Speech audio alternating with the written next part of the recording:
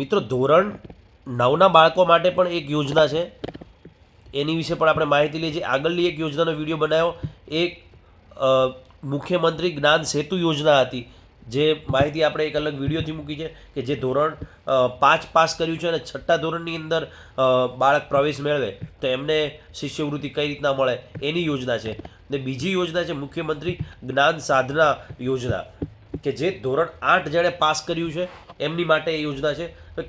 Problem વાલીઓને એ થાય છે કે બધા બાળકો ધોરણ 8 પાસ કરે એમને મળશે, તો એ અગત્યની માહિતી આની અંદર આપેલી છે.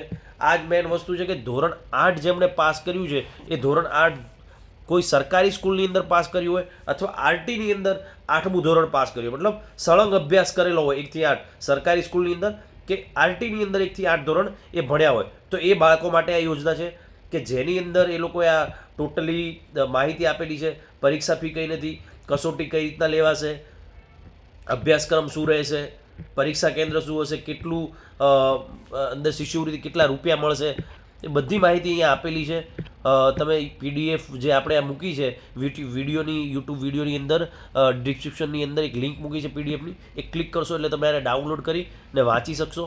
આની અંદર માહિતી આપેલી છે કે તમે 10મા પેજ પર જશો તો જે બાળકો આની અંદર મેરિટમાં આવશે તો 9 થી 10ના અભ્યાસની અંદર વાર્ષિક 22,000 ને 11 થી 12ના અભ્યાસ માટે 25,000, તેમજ જે બાળકો સરકારી સ્કૂલની અંદર ભણ્યા હશે 9 થી 12નો અભ્યાસક્રમ તો એમને વધારાના 6,000 અને 7,000 11 થી 12ના બાળકોને મળશે. સાથે ગવર્મેન્ટ મફત પાસની પણ સુવિધા આપશે. એટલે બહુ જ સારી રીતે આ પીડીએફની અંદર સમજાવેલ છે.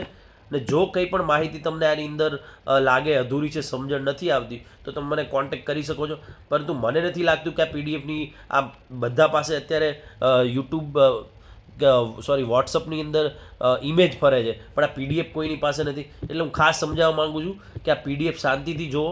તમને ના ખબર પડે તો પછી તમે મને કોન્ટેક્ટ કરી શકો છો, અથવા કોમેન્ટ કરશો તો હું એની અંદર રિપ્લાય આપી શકીશ.